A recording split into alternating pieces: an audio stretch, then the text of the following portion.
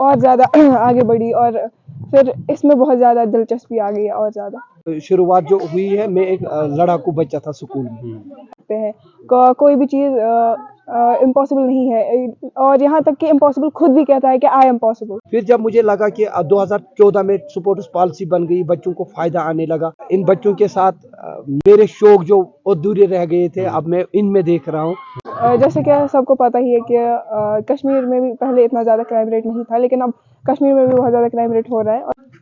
तो अभी हमारे साथ फेरोज सर है यहाँ पर, इनसे जानने की कोशिश करेंगे इनकी जर्नी के बारे में। सर, आप अपनी जर्नी के बारे में, हमने सुना है आपकी हम्बल बिगनिंग्स रही है, तो कैसे आपने अपनी जो एकेडमी है 5 स्टूडेंट्स से आपने स्टार्ट किया है और आज आपके पास 300 स्टूडेंट्स एनरोल है, तो कैसे आपने स्टार्ट किया, थोड़ा बताइए। तो ऐसे 2017 में मैंने स्टार्ट किया। तो शुरुआत में मेरे 4 से 5 स्टूडेंट्स अपने गाँव के आसपास बच्चे आ रहे थे। फिर धीरे धीरे हमने इंटरनेट पे कुछ फ़ोटोज़ वगैरह अपलोड किए स्टार्टिंग में, तो उससे काफ़ी हद तक बहुत सारे लोगों ने अप्रिशिएट किया। फिर मुझे डिमांड आने लगी कि यहाँ पर एक हमारा सेंटर जो है त्राल पड़ता है, तो इसके बहुत सारे आसपास में जो गाँव हैं, तो फिर मैंने यहाँ पे स्टार्ट किया। 2 साल बाद मैंने यहाँ पे स्टार्ट किया। फिर धीरे धीरे बच्चे आते गए और एक दूसरे की इंस्पिरेशंस भी बनी। जब बच्चों ने बाहर प्लेटफार्म पे देखे, अलग अलग स्टेट्स में उन्होंने खेला, तो एक दूसरे से इंस्पायर होकर हमारे एकेडमी में इतने सारे बच्चे आ गए। देखो एक्चुअली सर, मैं खुद चाहता था कि मतलब मेरा जो शुरुआत जो हुई है, मैं एक लड़ाकू बच्चा था स्कूल में, एक दूसरे के साथ लड़ाई झगड़ा पंगे वंगे करना। तो फिर वहाँ से मेरे पापा ने बोला कि उसको किसी अदारे में भेजेंगे, ट्रेनिंग के लिए भेजेंगे, तो शायद इसमें कुछ फ़र्क पड़ेगा। तो फिर उसके बाद में जब मैंने ट्रेनिंग ली 2-2.5 साल के बाद, फिर मैं उसके ज़्यादा और शौक मेरा बढ़ता गया। फिर मैं इंडिया के अलग अलग स्टेट्स में गया। मेरे अलग अलग इंडिया में अलग अलग ट्रेनर्स मिले, उनसे ट्रेनिंग मैंने ली। ऐसे करते करते फिर मैं वापस आ गया। यहाँ पर ऐसा मार्शल आर्ट्स का कोई बोलबाला नहीं था, ऐसा कोई नाम ही नहीं था कि मतलब कोई है। आज से 20 साल की मैं बात, 25-24 साल की मैं बात कर रहा हूँ, 2000 की मैं बात कर रहा हूँ। तो तब यहाँ पे कंसेप्ट नहीं था मार्शल आर्ट्स का। फिर जब मैं वहाँ से सीख के आया, तो मैं अपनी जो ट्रेनिंग है वो एक आदत बन गई थी, रूटीन बन गई थी। मैं तो खुद करता था लेकिन किसी को सिखाता नहीं था। फिर जब मुझे लगा कि 2014 में स्पोर्ट्स पॉलिसी बन गई, बच्चों को फ़ायदा आने लगा, तो उसके बाद में मैंने सोचा कि चलो मैं भी इस पे थोड़ा थोड़ा काम करता हूँ। तो फिर मैंने स्टार्ट किया। फिर मैं इन बच्चों के साथ मेरे शौक जो अधूरे रह गए थे, अब मैं इनमें देख रहा हूँ। इन पे वो चीज़ें जो मैंने गलती यहाँ की, वो मैं अब दूर कर रहा हूँ, ताकि ये बच्चे फ्यूचर में छा जाए। तो जब आपने मार्शल आर्ट सीखा तो कोई चैलेंज आपने फेस किया? बहुत सारे चैलेंजेस। में इंडिया के अलग अलग स्टेट में मैं जाता था, मैं अकेले जाता था फाइट करने, किसी भी इंडिया के किसी भी स्टेट में फाइट करने जाता था। वो चीज़ मैं अपने बच्चे में डाल रहा हूँ। उसको चैलेंज करना है, वो किसी रिंग में जाके करे, किसी एरिना में जाके करे। ऐसा नहीं है कि मैं आपको अभी बोल रहा था कि यहाँ पे आज के दौर में कोई कोयला खा रहा है, कोई ट्यूबलाइट खा रहा है। हाँ, वही तो उस पे हम आएंगे। जैसे कि हम देखते हैं इंस्टाग्राम पे या फेसबुक पे कोई मिलती है, हीरो बनाते हैं, ऐसे लोग ऑटोग्राफ के लिए दौड़ रहे हैं, तो आते हैं, बोलते हैं ये मार्शल आर्ट है, चैलेंजेस देते हैं, तो उनको आप कैसे देखते हैं? नहीं, वो मेरे लिए कोई चैलेंज नहीं। मेरे लिए बड़ा चैलेंज है कि देखो, सबसे बड़ा चैलेंज होता है कि आप बच्चे को ट्रेन करो, वो अदर स्टेटस जैसे दिल्ली से आते हैं, महाराष्ट्र से आते हैं, और स्टेटस से बच्चे आते हैं, उनके साथ कंपेयर करके आप उनसे रिंग में फाइट करते हो।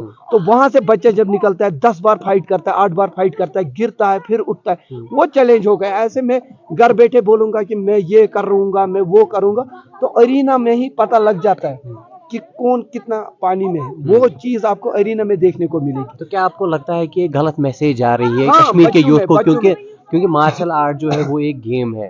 तो अगर हम बात करें कि यहाँ पे जो इंस्टाग्राम पे या फेसबुक पे कोई मतलब छोटा बच्चा किसी से इंस्पायर होके बोल रहा है आप ये चैलेंज करो, आप वो, हालांकि जिसमें जान का खतरा भी होता है। आप एक चीज का बिलीव नहीं करोगे, हमारे जो बच्चे हैं ना, छोटे बच्चे, ऐसे ऐसे चैलेंजेस मतलब वो दे सकते हैं, ऐसे चैलेंजेस दे सकते हैं जिनको काफी साल, 5 साल मैं उनको पहले सीखने की जरूरत है। हाँ, मैं 18 टाइम्स नेशनल खेल के आया हूँ, 18 अलग अलग स्पोर्ट्स में, 18 नेशनल मैंने खुद खेले हैं। अभी मैं एज अ स्टूडेंट आज भी जाता हूँ। हाल ही में मेरा एक नेशनल हुआ, एज अ स्टूडेंट में जाता हूँ। आज मैं इनसे बच्चों से सीखता हूँ। तो मैं देखता हूँ कि हमारे बच्चे ऐसे ऐसे चैलेंज दे सकते हैं, मतलब आप सोच में पड़ जाओगे, 5 साल 10 साल लगेंगे आपको उसको अचीव करने में। ऐसा नहीं है, उनको वाहवाही जो मिलती है और उससे थोड़ा बहुत कोई बच्चा इंस्पायर हो गया तो वो बिना ट्रेनिंग के कुछ भी कर लेता है। जैसे बॉडी स्ट्रेच हो गया, ऊपर से पुल से कूदना हो गया, गाड़ी के नीचे से निकलना,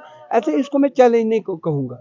अगर कोई चैलेंज है, सबसे बड़ा चैलेंज है इंडिया के लिए एक मेडल ला के दिखाए, इंडिया के लिए एक मेडल ला के दिखाए, तो उसको चैलेंज बोलते हैं। गेम को वो बदनाम नहीं कर सकते, वो एक्चुअली खुद को बदनाम, जब लोगों में मतलब ये उजागर होगा, घर घर पता लग जाएगा कि एक्चुअल कहाँ पे हमें छाना है, कहाँ पे हमें छाना है। वो एक पेरेंट को पता लगेगा कि मेरा बच्चा कुछ कर रहा है, मेरा बच्चा फिजिकल एक्टिविटी में ऐसा कर रहा है, तो उसने 10,000 लोगों का अटेंशन जीत लिया, एक इसने थोड़ा सा ऐसा किया। तो मैं बोलता हूँ कि हमारे यहाँ बच्ची एक बेटी है, साउथ एशियन चैंपियनशिप है, मेडलिस्ट है, तो वो हमारे लिए इंस्पिरेशन। जो घर बैठे बोलता है कि मैंने ये करना है, मैंने वो करना है, शर्ट निकाल के ये करना है, ऐसा नहीं तो होगा। अगर हम छोटी बच्चियों की बात करें तो वो क्या सोच कर यहाँ पे मार्शल आर्ट्स खेलने के लिए आते हैं? कोई सेल्फ डिफेंस के लिए काफी सारे बच्चे आते हैं। मैंने आपको बोला एक क्राउल वर्ल्ड बहुत ज्यादा मतलब आज आपको देखने को मिलेगा, एक बच्ची के साथ कितने मसले हो जाते हैं।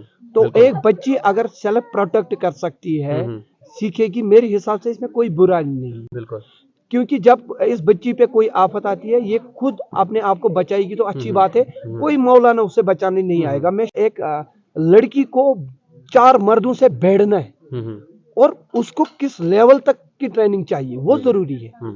ऐसे नहीं कि एक मर्द और औरत में अब बहुत सारा फर्क होता है, तो उसको कितना ट्रेनिंग की जरूरत है। जब वो एक मर्द को फेस कर रही होती है तो कितनी ट्रेनिंग उससे चाहिए, तो वो ट्रेनिंग मेरे हिसाब से हर एक बच्ची को मिलनी चाहिए।